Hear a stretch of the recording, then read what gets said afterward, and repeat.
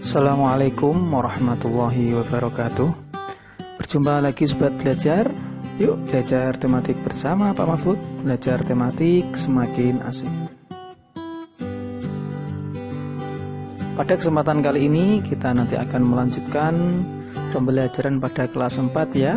Tema 2 selalu hemat energi, subtema 3 energi alternatif. Ya, kita nanti akan mulai pada pembelajaran yang pertama. Pada pembelajaran 1 ini termuat 3 pelajaran, yaitu IPA, Bahasa Indonesia, dan IPS. Selanjutnya untuk tujuan pembelajarannya, nanti Sobat Belajar bisa membaca sendiri ya di layar.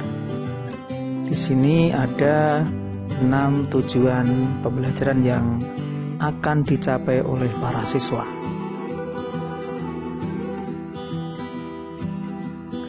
Langsung saja Sobat Belajar, kita mulai ya pembelajaran hari ini. Sudah siap? Masih semangat ya? Bagaimana jika energi yang kita gunakan sudah habis? Adakah energi penggantinya?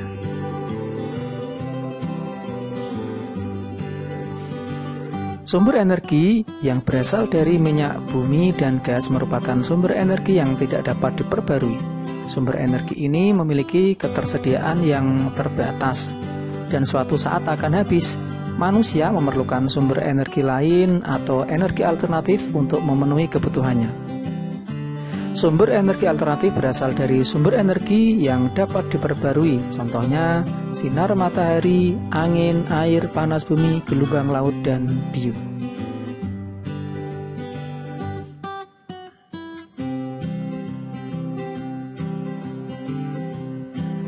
Kamu akan membuat mainan yang dapat melayang karena adanya angin. Bacalah teks berikut, diskusikan dengan temanmu atau orang tuamu. Buatlah layang-layang untuk kamu bermain ya.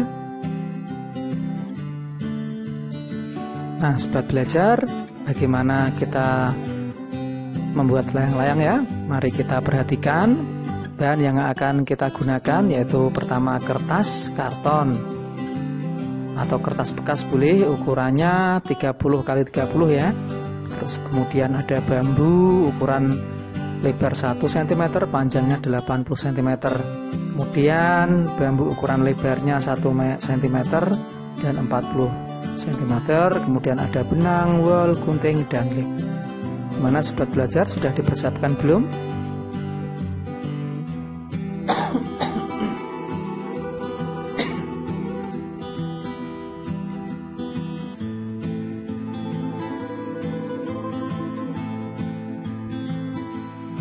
Nah, selanjutnya kita akan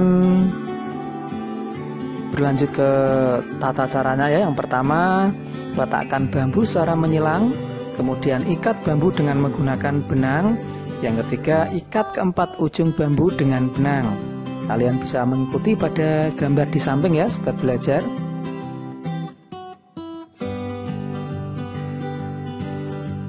Yang selanjutnya, letakkan ikatan bambu di atas kertas koran atau kertas lainnya, diciplak tuh ya. Kemudian tambahkan 2 cm untuk garis gunting. Yang selanjutnya gunting kertas koran tepat di atas garis, seperti gambar ya Sobat Belajar. Kemudian yang selanjutnya, rekatkan kertas koran sampai menutupi bambu. Tambahkan ekor pada bagian bawah layang-layang dengan menggunakan gunting kertas koran. Buat lubang di tengah, yaitu dekat dengan penyilangan bambu. Kemudian masukkan benang dan ikat ke titik persilangan. Yang terakhir, ikatkan ujung yang lain ke ujung bawah rangka.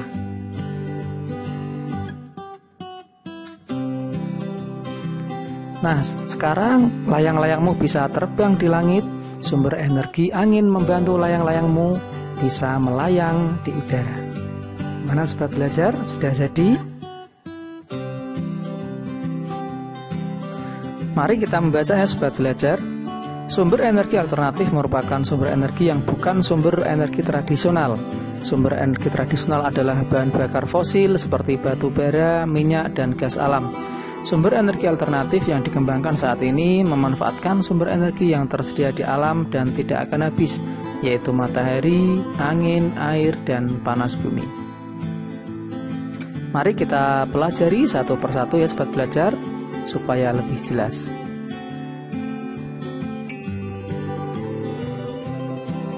Yang pertama ada matahari.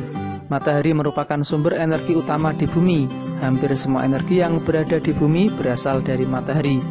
Energi panas yang dihasilkan dapat digunakan untuk memanaskan ruangan, memanaskan air, dan keperluan lain.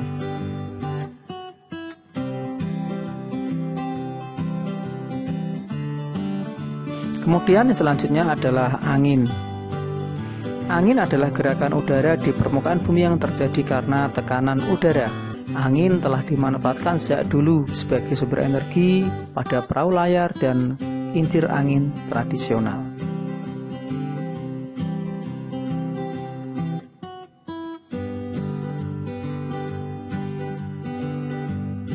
Kemudian yang selanjutnya adalah air.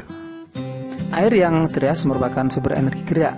Energi itu biasa dimanfaatkan sebagai pembangkit tenaga listrik. Oleh karena itu, di PLTA atau pembangkit listrik tenaga air dibuat bendungan air di tempat yang tinggi. Air yang di bendung tersebut kemudian dialirkan menurun sehingga akan mengalir seperti air terjun yang deras.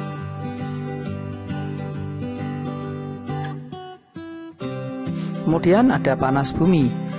Energi panas bumi atau energi geotermal merupakan energi yang berasal dari panas yang disimpan di bawah permukaan bumi. Pusat bumi terbentuk dari lapisan batuan yang sangat panas.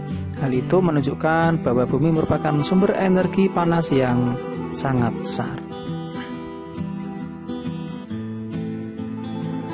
Kemudian ada energi gelombang air laut. Gelombang air laut saat memecah di pantai menghasilkan banyak energi. Energi ini dapat diubah menjadi energi listrik.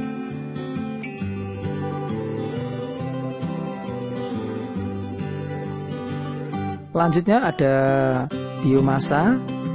Bahan bakar bio merupakan bahan bakar yang berasal dari makhluk hidup, baik hewan maupun tumbuhan. Bahan bakar bio yang berasal dari tumbuhan diantaranya tumbuhan berbiji yang mengandung minyak, seperti bunga matahari, jarak, kelapa sawit, kacang tanah, dan kedelai. Bahan bakar tersebut dikenal sebagai biodiesel. Biodiesel dapat digunakan untuk menggantikan solar.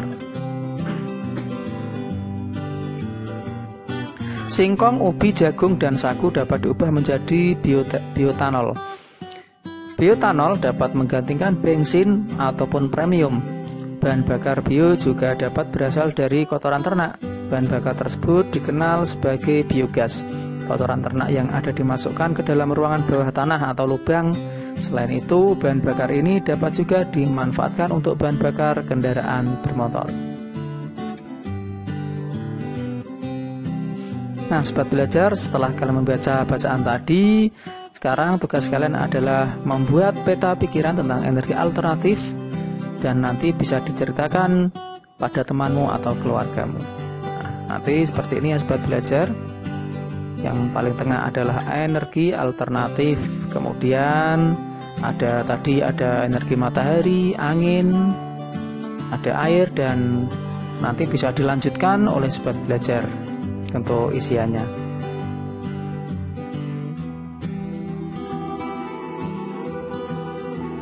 Indonesia memiliki sumber daya alam yang juga dapat digunakan sebagai sumber energi alternatif.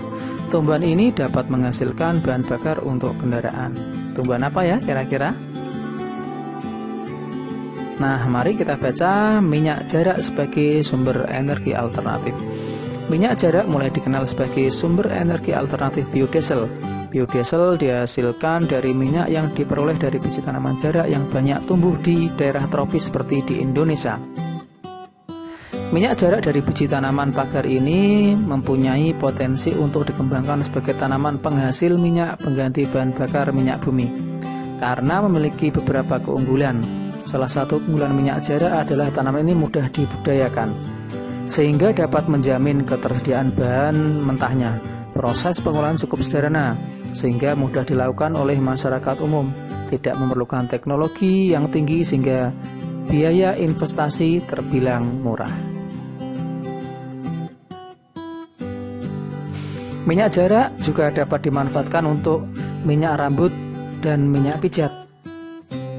Kemasan minyak jarak dibuat lebih praktis sehingga memudahkan penggunanya. Minyak jarak dapat ditemui di pasar-pasar modern atau di warung ya, sobat belajar, seperti pada gambar di samping.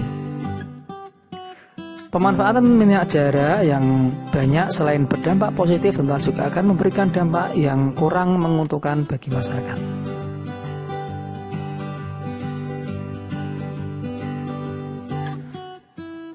Nah, sekarang tulislah pendapatmu tentang pemanfaatan tanaman jarak ya, sobat belajar. Nah, nanti kira-kira manfaatnya apa, kegiatan ekonomi yang dapat dilakukan apa saja, kemudian dampak pemanfaatan yang berlebihan, serta solusinya bagaimana. Nanti sobat belajar bisa mengerjakan di buku tugas kalian. Nah, sobat belajar, kita sudah sampai di akhir pembelajaran. Mari kita renungkan apa saja yang telah kita pelajari hari ini. Tadi pertama kita belajar tentang cara membuat layang-layang. Yang kedua kita belajar tentang energi alternatif. Yang ketiga kita belajar tentang tanaman jarak sebagai sumber energi alternatif. Nah, sobat belajar, demikian video pembelajaran kali ini. Semoga bisa bermanfaat. Kalian bisa mengunjungi deskripsi di bawah video ini ya, jika ingin video pembelajaran yang lainnya.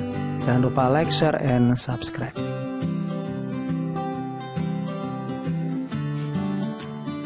Demikian, terima kasih. Saya akhiri. Wassalamualaikum warahmatullahi wabarakatuh.